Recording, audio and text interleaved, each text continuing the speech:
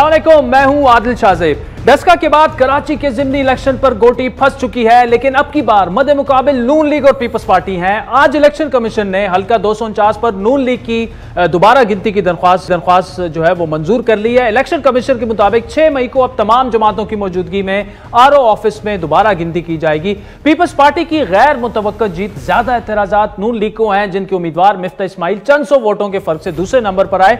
लेकिन दिलचस्प बात यह है कि पीपल्स पार्टी समेत तमाम जमातें इस हल्के में दोबारा इलेक्शन का मुतालबा भी कर रही हैं। तरीके इंसाफ का मुतालबा तो ये है कि ये रीपोल में जाना चाहिए। इसको इस वक्त गिनने का कोई तुक नहीं बनता।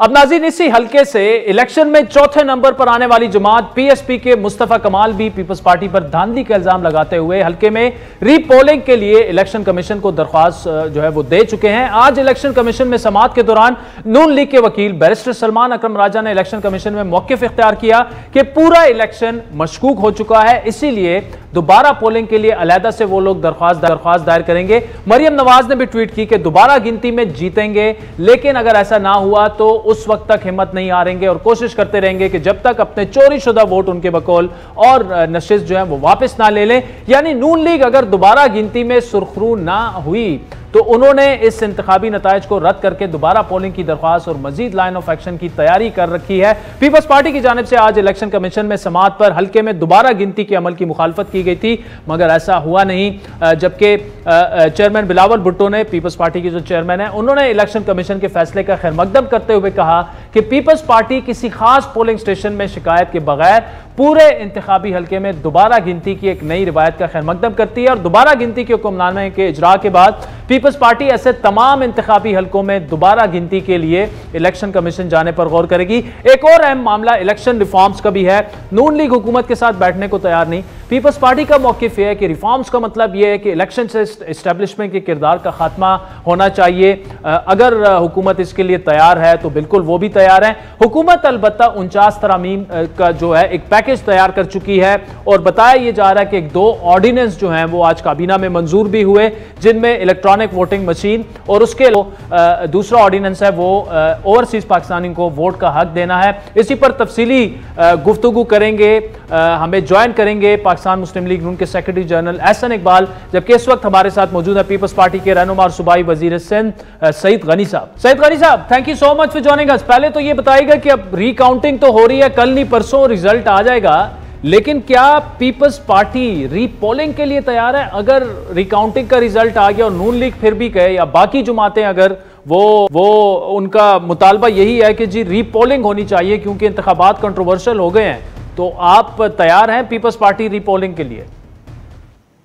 देखिए, पहली बात तो ये है कि मेरा ख्याल है कि हम अभी जो दीगर जमातों की बात करें और अजम्पशंस पे सारी बातें हो रही हैं, किसी जमात के पास इंतखाबी धांधली की कोई एक भी शहादत मौजूद नहीं है। इवन आज भी जब PMLN के वकील भी बात कर रहे थे तो वो भी जो कुछ प्रोसीजरल फ्लॉज होते हैं उसका वो जिक्र कर रहे थे कि जी पोलिंग एजेंट के दस्तखत फॉर्म 45 पे नहीं है, होने चाहिए, लेकिन जाहिर है कि जिनका एजेंट है उसका भी काम है कि वो दस्तखत करवाए। अगर कोई प्रिजाइडिंग अफसर नहीं कर रहा तो उसकी शिकायत करे, कोई शिकायत मौजूद नहीं है।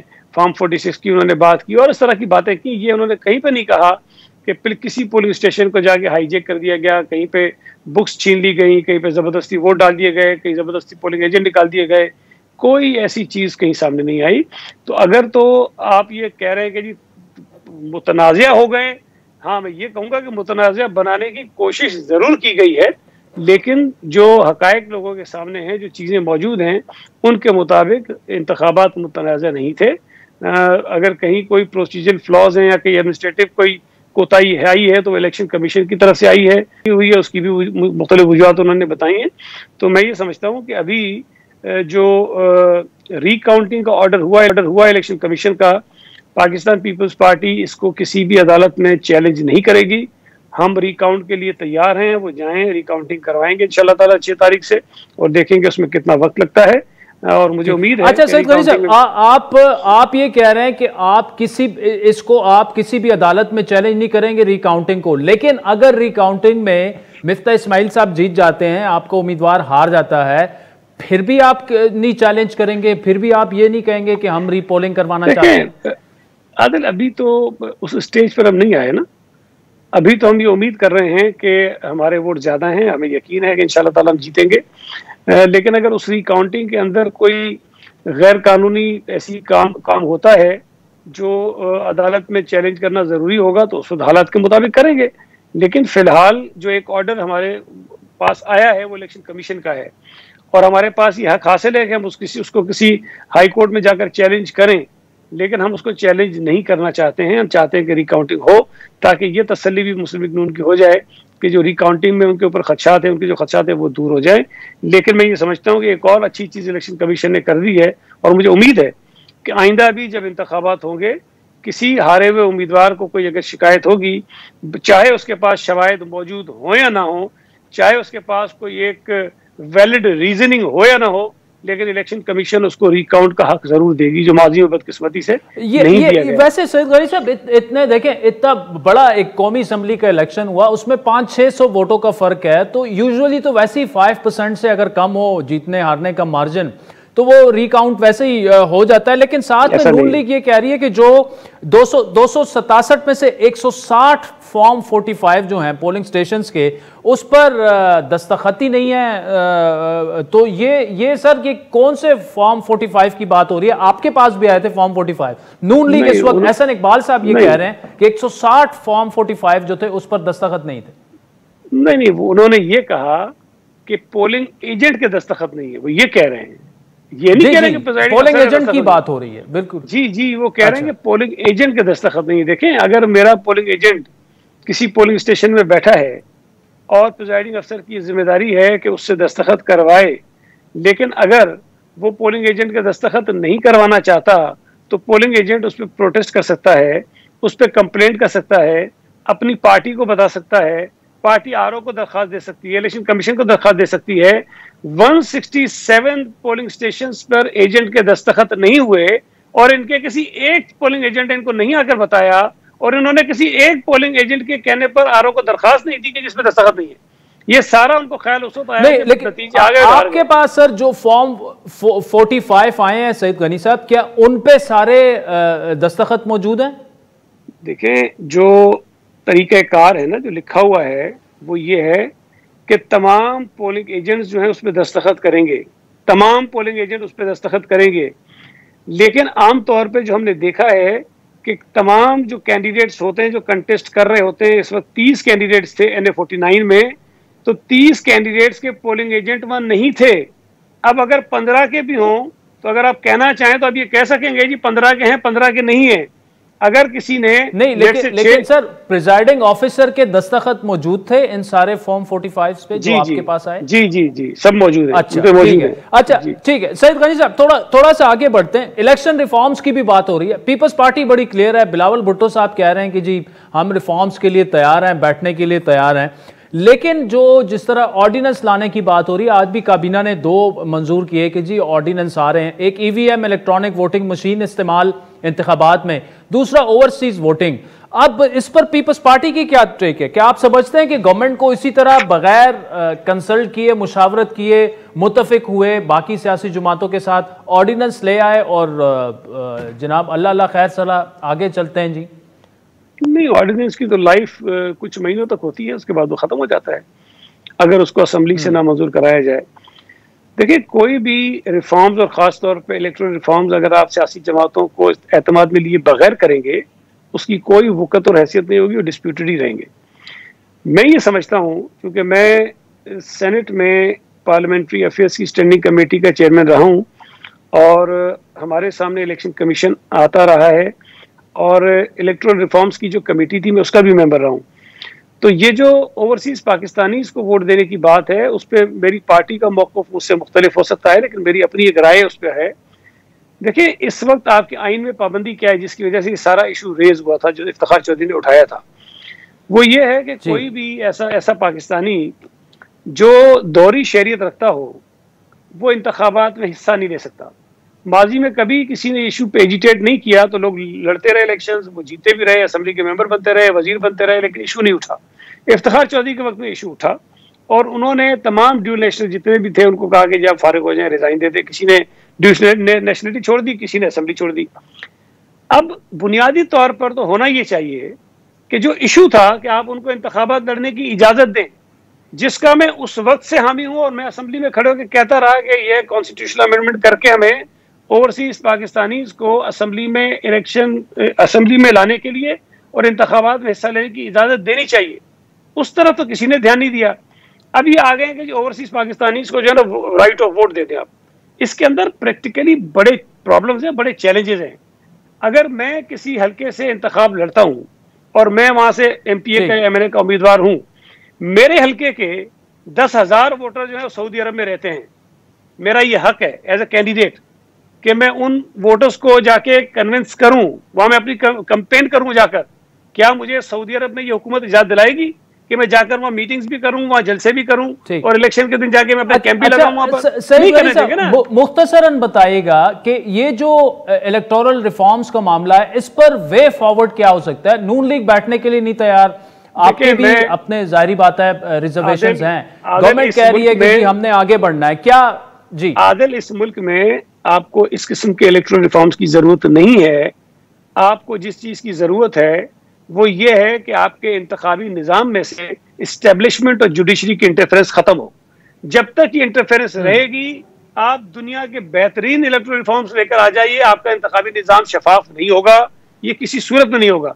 जो बुनियादी खराबी है उसको तो हम ठीक करने को तैयार नहीं है, हम और चीजें लेकर आ जाते हैं कि ये और आपकी नजर ठीक है, ठीक, ये अगर देखें थैंक यू, ठीक है, thank you so much Saeed Gani Sahab. आपका जगह के इस्टेब्लिशमेंट का जो किरदार है इंतखाबात में, उसको खत्म करना चाहिए। वक्त तो चाहता है एक ब्रेक का, जिसके बाद एहसन इकबाल साहब हमें ज्वाइन करेंगे हमारे साथ।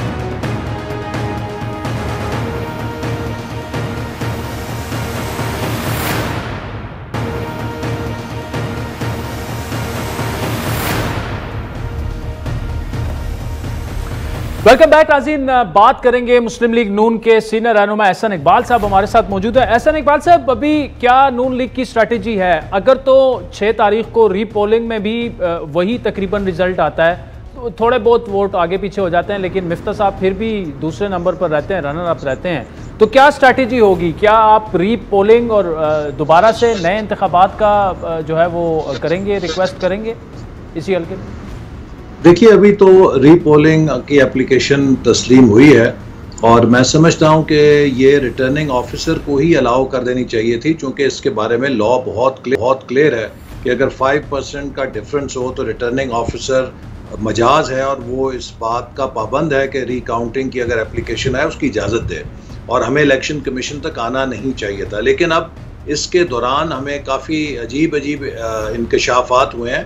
जो वहाँ पर रिकॉर्ड पेश हुआ है उसके मुताबिक तकरीबन 267 के करीब जो टोटल पोलिंग स्टेशंस थे, उनमें 160 से ज़्यादा पोलिंग स्टेशंस के फॉर्म 45 पे पोलिंग एजेंट्स के दस्तखत ही नहीं हैं।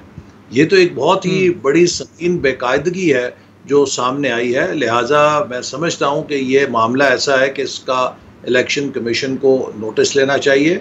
अलबत्ता हम 6 तारीख को रिकाउंटिंग का इंतज़ार कर रहे हैं, और जब वो रिकाउंटिंग का अमल पूरा होगा उसके बाद फिर अगले लाएअमल के बारे में सोचेंगे। तो एहसन साहब, लेकिन अगला लाएअमल तो अभी से आपको इसलिए सोच लेना चाहिए था कि देखिए, एक होता है उसूली मौक़िफ़। अगर आप ये समझते हैं कि धांधली हुई है और रीपोलिंग होनी चाहिए, तो फिर सीधी सीधी आप रीपोलिंग की दरख्वास्त क्यों नहीं डालते? क्योंकि अगर आप जीत जाएं तो आप कहेंगे नहीं जी अब रीपोलिंग नहीं, क्योंकि हम जीत गए हैं। अगर आप हार गए तो फिर आप कहेंगे नहीं जी अब रिकाउंटिंग में हम हार गए तो अब हम रीपोलिंग पे जा रहे हैं। देखिए, अभी तो जैसे हमारी एप्लीकेशन रिकाउंटिंग की थी तो हमने उसके लिए जो एप्लीकेशन दी है उस पर इलेक्शन कमीशन ने भी फैसला किया है, और 6 तारीख को जब रिकाउंटिंग होगी तो जो भी उसका नतीजा आएगा उसे हम तस्लीम कर लेंगे। फिर ठीक, मतलब अभी तक आपने नतीजा आप तस्लीम कर लेंगे, लेकिन अभी तक ये फैसला मुस्लिम लीग नून ने नहीं किया कि जी रीपोलिंग पे आप लोग जाएंगे? हाँ, अभी इस बारे में नहीं, चूंकि हमारी अभी तवज्जो रिकाउंटिंग की है। एहसन साहब, इलेक्शन रिफॉर्म्स की अगर बात करें तो आप ये कह रहे हैं कि वो इलेक्शन कमीशन का काम है। अब आप पर एतराज़ जो शहजाद अकबर साहब ने किया है कि जी अगर रिफॉर्म्स इलेक्शन कमीशन का काम है, फिर नैब लॉज में अमेंडमेंट भी नैब का काम है, उसमें फिर पार्लिमान और पॉलिटिशियंस का क्या काम है? तो बात वो वैलिड कर रहे हैं कि आप बैठने के लिए नहीं तैयार हुकूमत से, इंप्रेशन तो यही मिल रहा है। वो तो उन्होंने तो कल अपनी जो 49 अमेंडमेंट्स थी वो पेश कर दी हैं, तो आप आए उनके साथ बैठें और ये मामला आगे की तरफ बढ़े। देखिए, हुकूमत बदकिस्मती से इस मामले को स्पिन दे रही है। सबसे पहले हमने इलेक्टोरल रिफॉर्म्स का मसला छेड़ा था जब 2018 के इंतखाबात में बदतरीन धांधली हुई, और इसके बाद एक कमेटी बनाई गई थी जिसका मैंडेट ये था कि वो 2018 के इंतखाबात में जो बेकायदगियां हैं उनकी निशानदेही करे और आइंदा के लिए सिफारिशात दे। लेकिन हुआ क्या कि हुकूमत ने 3 साल तक उस कमेटी को बिल्कुल मुर्दा खाने में डाल के रख दिया और कुछ नहीं किया।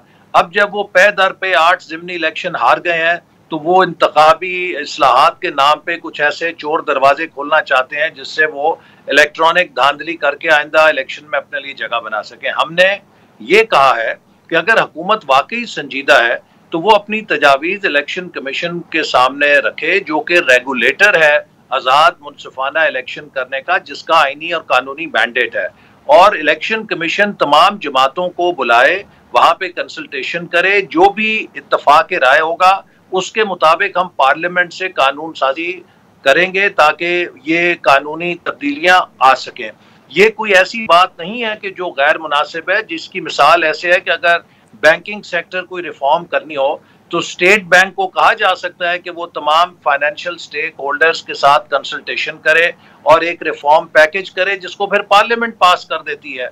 तो लिहाजा इसमें कोई ऐसी अचंभे की बात नहीं है।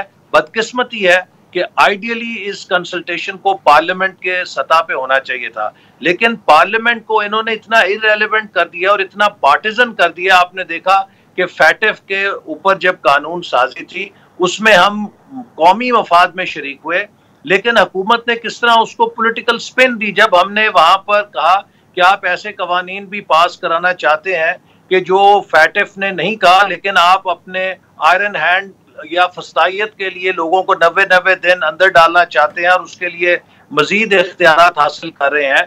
तो इन्होंने उस पर कहा ये तो नैब के जरिए अपने केस खत्म कराना चाहते हैं, ये तो एनआरओ हासिल करना चाहते हैं।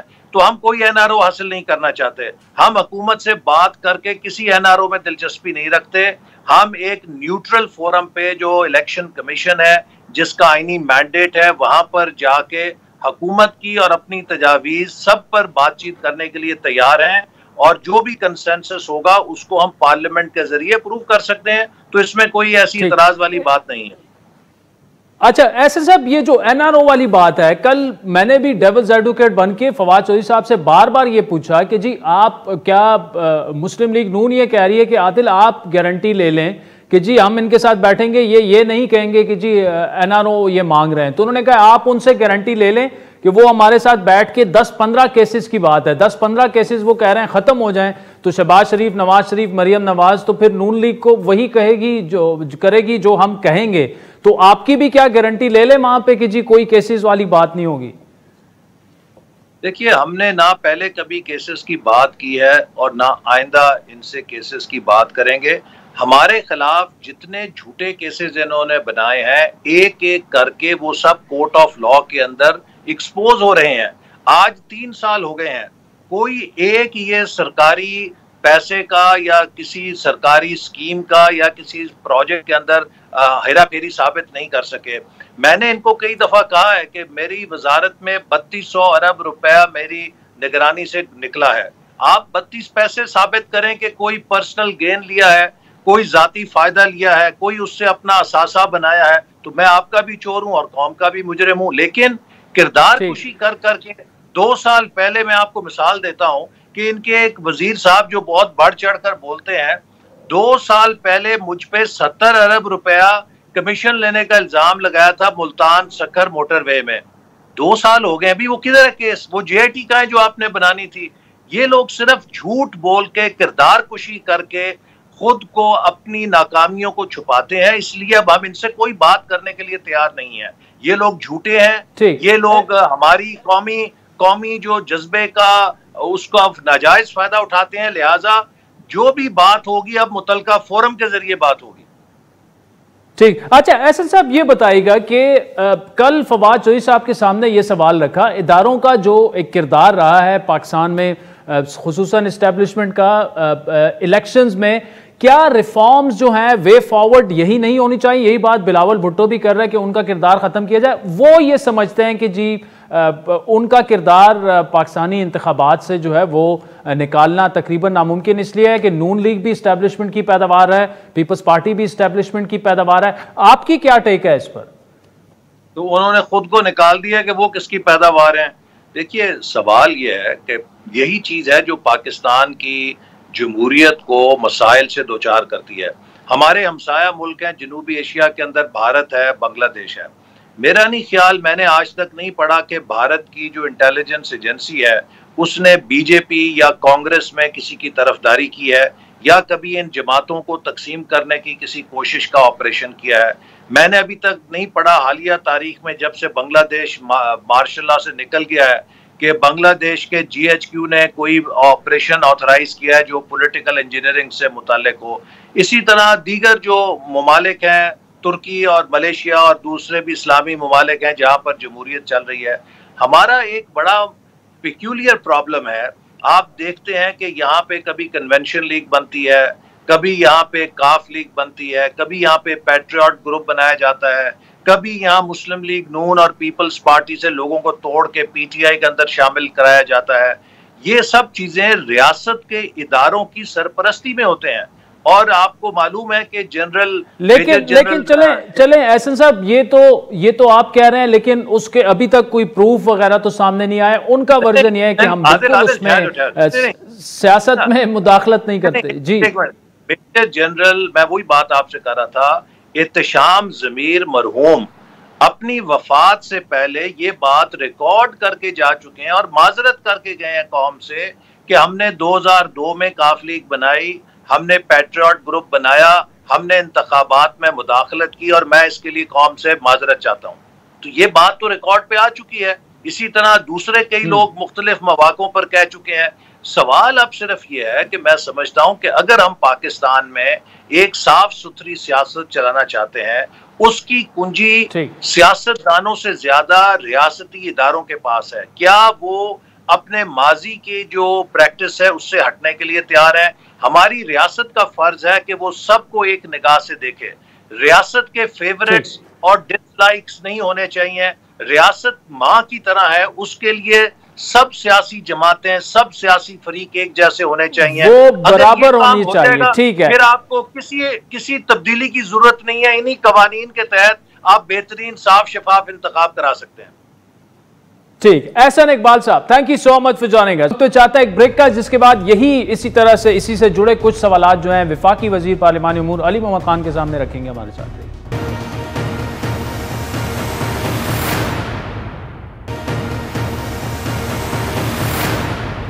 Welcome back. नाज़रीन, गुज़श्ता दिनों कलदन तरीके लब्बैक के मामलात और उस हवाले से कौमी असम्बली में पेश की गई करारदाद के बाद यूरोपीय पार्लिमान ने 6 के मुकाबले में 681 वोटों से पाकिस्तान की ब्लास्फेमी कवानीन के खिलाफ और बुनियादी इंसानी हुकूक की मुबैना जो खिलाफ वर्जी उनके बकौल होती है उनसे मुतालिक एक करारदाद मंजूर की और साथ ही साथ यूरोपीय कमीशन से मुतालबा किया कि पाकिस्तान को 2014 से जो एक खुसूसी GSP प्लस का स्टेटस दिया गया था उस पर नजरसानी की जाए। यूरोपीय पार्लियामेंट ने इस बात पर तशवीश का इजहार किया कि पाकिस्तान में ब्लास्फेमी कवानीन की वजह से मजहबी अदम बर्दाश्त, तशद्दुद और इम्तियाजी सलूक का माहौल जो है वो तेजी से फैल रहा है। करारदाद में मजीद कहा गया कि पाकिस्तान में ब्लास्फेमी कवानीन हुकूक इंसानी के आलमी कवानीन से मुताबिकत नहीं रखते। पाकिस्तान ने यूरोपीय पार्लियामान के इल्जामात को मुस्तरद किया और अब हुकूमती सतह पर इस इकदाम पर नापसंदीदगी का इजहार सरकारी सतह पर भी किया जा रहा है। आज काबीना इजलास में इस मामले पर खुलकर बहस हुई और वजीर मुमलिकत बराए पार्लिमानी उमूर अली मोहम्मद खान ने कहा कि यूरोपीय पार्लियामान की करारदाद का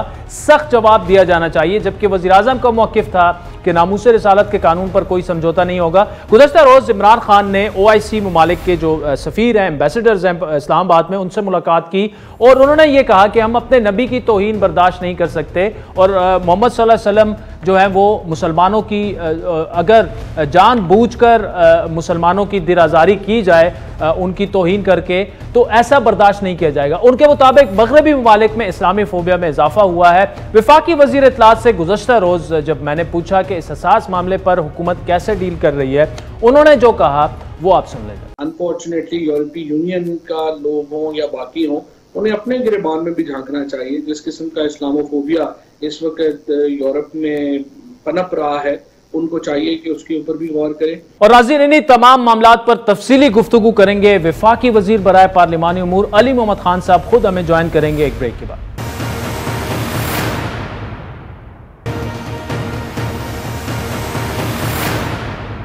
वफाकी वजीर मुमलिकत बराए पार्लिमानी उमूर अली मोहम्मद खान साहब हमारे साथ मौजूद है। अली मोहम्मद खान साहब, GSP प्लस के मामले पर भी बात करेंगे, लेकिन आज काबीना में दो जो ऑर्डिनेंस की मंजूरी दी गई, एक तो इलेक्ट्रॉनिक वोटिंग मशीन और दूसरा जो ओवरसीज के लिए वोटिंग का हक है। अब होना तो ये चाहिए कि आप सबको लेकर मिलकर आगे बढ़ें और ये इलेक्शन रिफॉर्म्स का मामला हल करें। क्या वजह हुई कि आप सीधा सीधा ऑर्डिनेंस पे ही जा रहे हैं?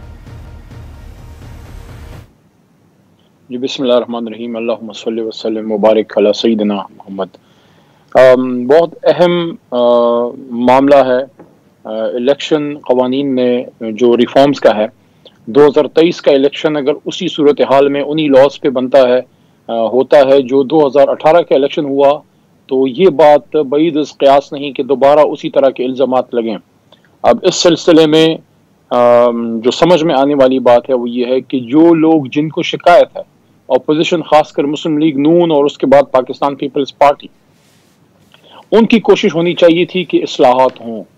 बावजूद इसके कि तहरीक इंसाफ ने, वज़ीर आज़म पाकिस्तान ने, हमने, हुकूमत ने उनको बार बार दावत दी है कि आएँ इस पे डिस्कशन स्टार्ट करें, इस पे आप अपने पॉइंट्स देना शुरू करें और इसको एक अमली जामा दे ताकि आइंदा इलेक्शन जो है वो हर तरह की शकूक व शुबहात से पाक साफ हो।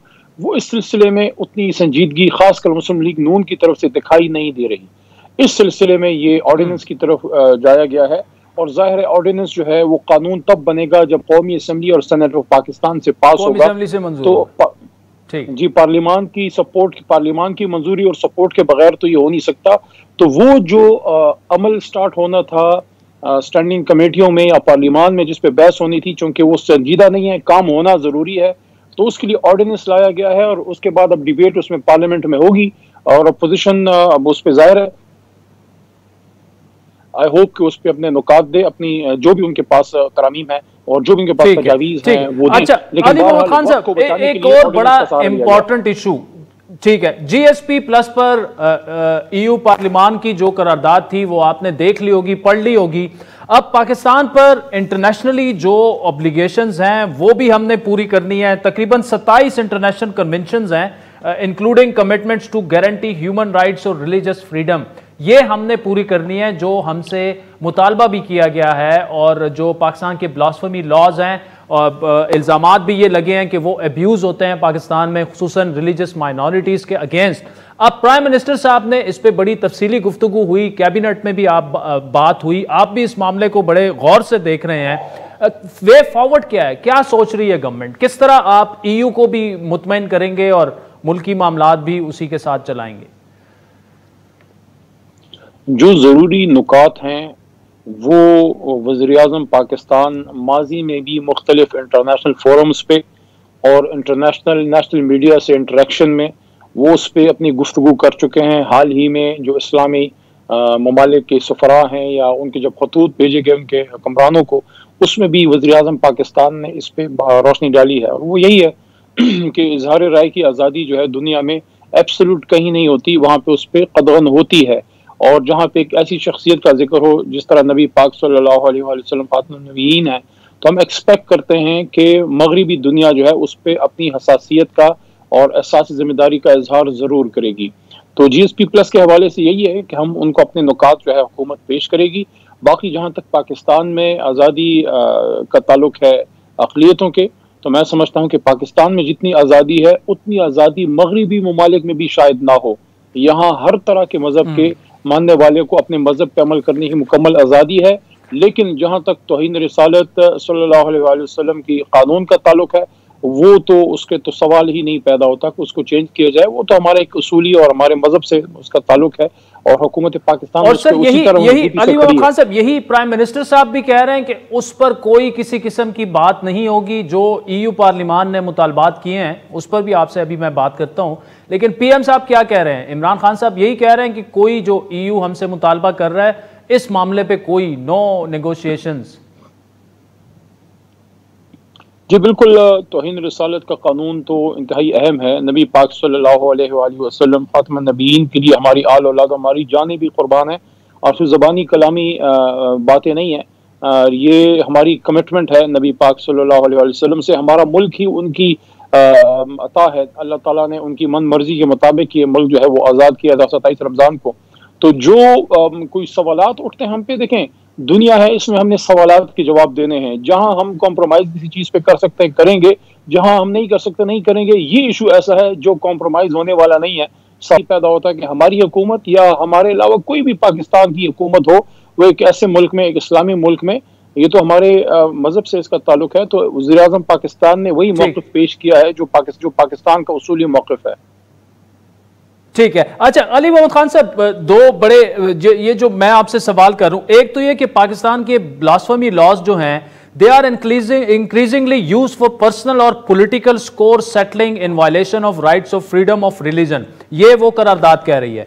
दूसरा वो ये कहते हैं कि जो 27 इंटरनेशनल कन्वेंशंस हैं उस पर पाकिस्तान पूरा नहीं उतर रहा। तीसरा साथ में दे आर डीपली कंसर्न कि जो एंटी फ्रेंच सेंटिमेंट है पाकिस्तान में, और उसकी वजह से जीएसपी प्लस जो है उन्होंने रिकमेंडेशन ये दी है कि पाकिस्तान से ले लिया जाए, जिसका बहुत बड़ा नुकसान होगा डिप्लोमेटिकली स्पीकिंग, पॉलिटिकली स्पीकिंग और इकोनॉमिकली स्पीकिंग। इसको आप कैसे टैकल करेंगे? कैसे आपकी गवर्नमेंट उनको ये इंश्योर करेगी कि पाकिस्तान को नुकसान ना हो किसी किस्म का, जो लग रहा है कि होगा, जो हमारे मुल्क में हुआ टीएलपी और ऐसी चीजों की वजह से? देखिए, जो वज़ीर-ए-आज़म साहब का एक मौक़िफ़ था उस पर, ये वही बात है जो विंडिकेट हो रही है कि जब हमारे तरीक़े लब्बैक पाकिस्तान के हमारे दोस्त, हमारे मेहरबान, हमारे भाई, एक सियासी जमात थी, वो निकले, तो इमरान खान साहब ने उनको यही समझाने की कोशिश की कि हमें यही बात एक और तरीके से वेस्ट से करनी पड़ेगी। अगर हम अपने मुल्क में खुदा न खास्ता अमन व अमान की सूरत हाल क्रिएट होगी तो हमारे खिलाफ यूज़ होने का उसका एहतमाल है, और वो अब उसको हमारे खिलाफ यूज कर रहे हैं। लेकिन बहरहाल इंशाल्लाह आपकी हुकूमत, इस पे हम पूरी 22 करोड़ अवाम का, इंक्लूडिंग टीएलपी, इंक्लूडिंग आप, इंक्लूडिंग मैं, सबका जो इस पे एक ही मौक़िफ़ है कि नबी पाक सल्लल्लाहु अलैहि वसल्लम की हुर्मत पे कोई दो राय नहीं है। ब्लास्फेमी लॉज को चेंज करने का सवाल ही पैदा नहीं होता, लेकिन उस पर हम अपना मौक़िफ़ पेश करेंगे प्रॉपर। जो भी इंटरनेशनल फोरम होगा, चाहे EU है या कोई भी है, देखें वहाँ पे सारे ही कोई इस्लाम मुखालिफ नहीं है। कुछ सेगमेंट है जिनसे एंगेज करेंगे, उनका जो लार्जर जो सेगमेंट है उससे एंगेज करेंगे, ताकि वो जो वहाँ एक्सट्रीमिस्ट तबका है वो एक साइड पे हो।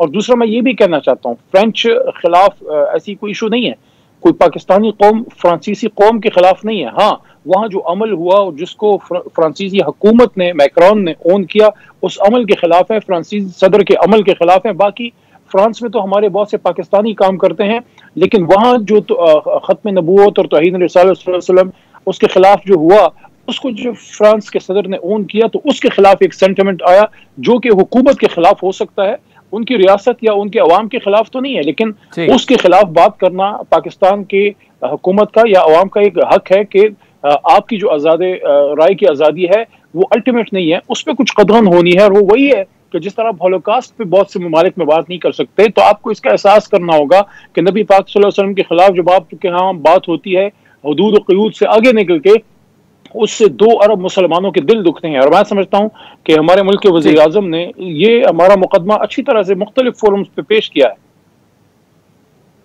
ठीक, चलें अली मोहम्मद खान साहब, thank you so much for joining us. नाज़रीन, आज के प्रोग्राम पर आपके फीडबैक के मुद्दे, हमारा ट्विटर हैंडल है @आदिल शाहज़ेब। मुझे मेरी टीम से इजाजत दीजिए।